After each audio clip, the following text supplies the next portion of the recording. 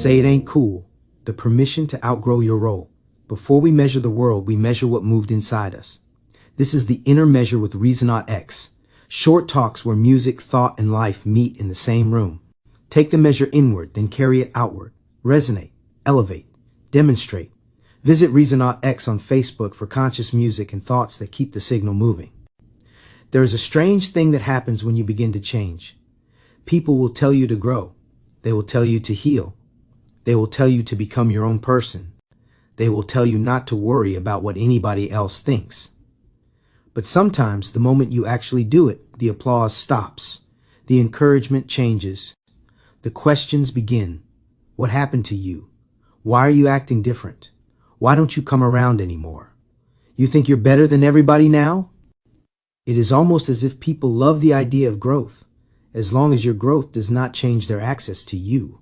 They support the journey until the journey takes you somewhere they can no longer follow without changing themselves.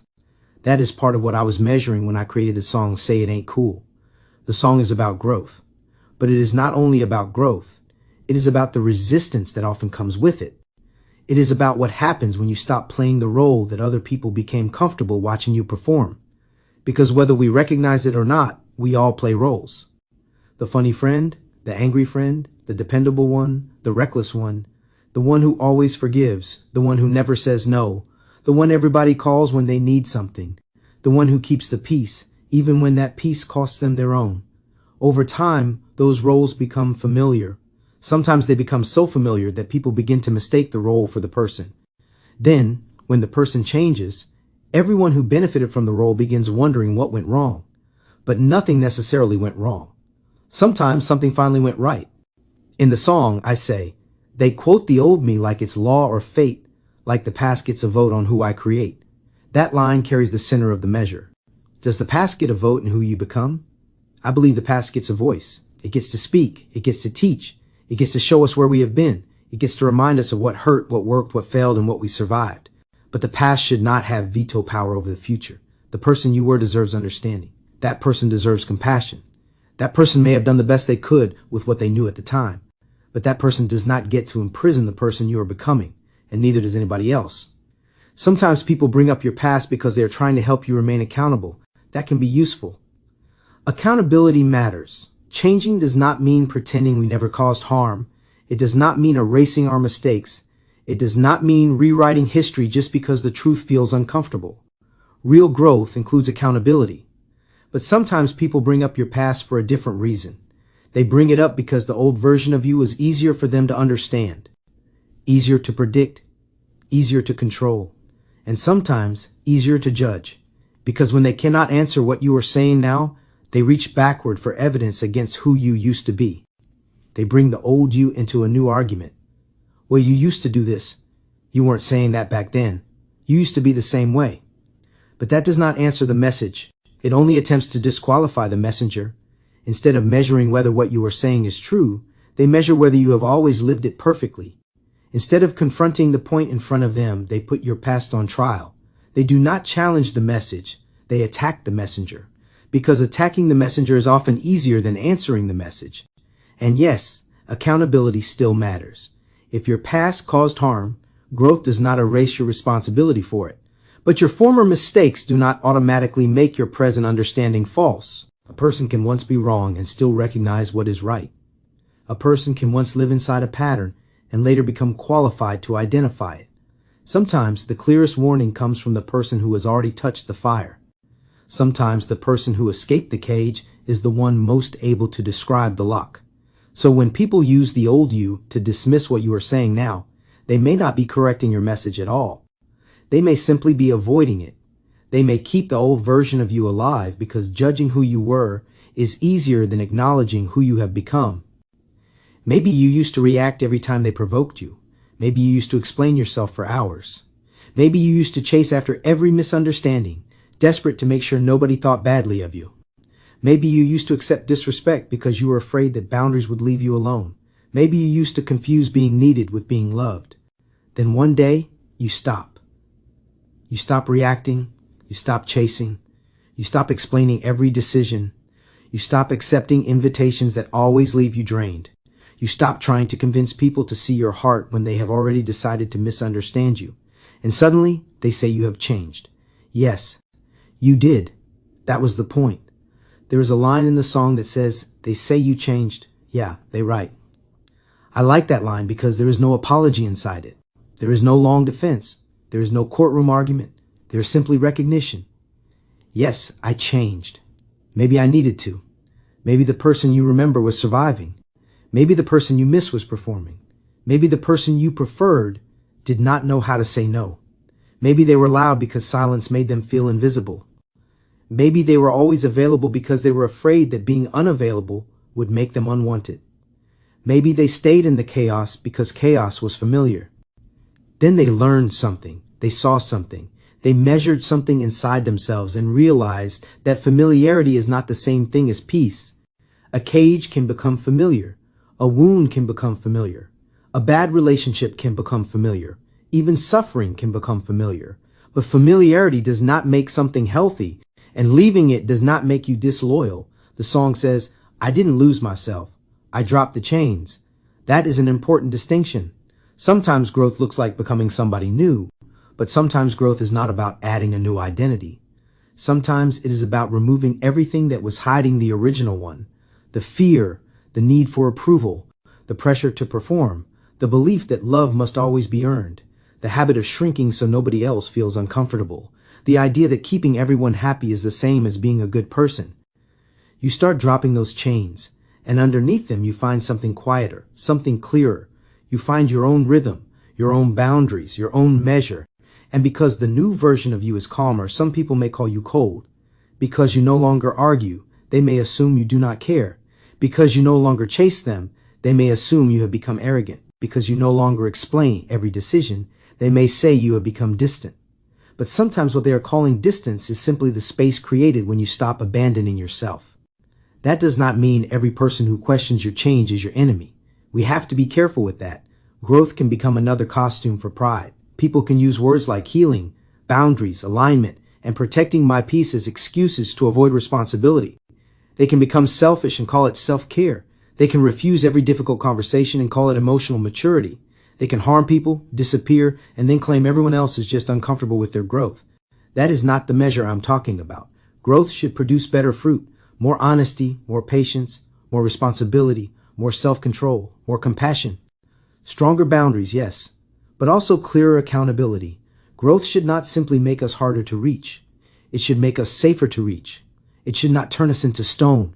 It should teach us where to place the door. A boundary is not the same thing as a wall. A boundary says, you may enter, but not while carrying destruction.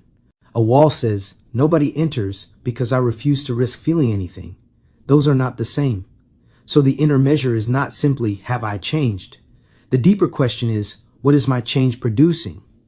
Is it producing clarity or cruelty, peace or avoidance, courage or superiority? Am I growing beyond an unhealthy role, or am I simply creating a new role where I never have to be corrected? That is where honesty enters. But even when the growth is genuine, not everyone will celebrate it. That is one of the harder truths. Some people only know how to relate to the version of you who needed them. They felt important when you were always in crisis. They felt powerful when you constantly sought their approval. They knew exactly where they stood when you kept repeating the same patterns. Your growth rearranges that relationship. It changes the balance. And instead of admitting that the balance has changed, they may accuse you of becoming somebody else. Sometimes people do not miss you. They miss their position in your life. They miss being the one who rescued you, the one who advised you, the one whose opinion could change your direction, the one who could trigger you with a single sentence. When they can no longer move you the same way, they may call your stability disrespect. But peace does not become disrespect simply because somebody can no longer interrupt it. There is another line in the song. They ask fake questions dressed up as care, but they really just miss who I was back there. That does not mean every question is fake. Some people truly care. Some people notice our behavior changing and want to make sure we are okay. Those conversations matter. But care and control do not sound the same when you listen closely. Care asks, are you okay? Control asks, why aren't you acting the way I expect? Care makes room for your answer. Control has already decided what the answer should be. Care may challenge you, but it does not demand ownership of you. Control often sounds like concern until you disagree with it. That is where the difference begins to show. The title says, "Say it ain't cool." There is a little humor in that phrase. Go ahead, say it is not cool. Say I am different. Say I changed lanes. Say I am not as available as I used to be. Say I do not laugh at the same things. Say I no longer join every argument. Say I am not willing to keep reliving the same storm just because everyone else has memorized the weather. Say what you need to say. But I still have to live this life. I still have to carry the consequences of my decisions. I still have to look inward when the room gets quiet. I still have to answer the measure.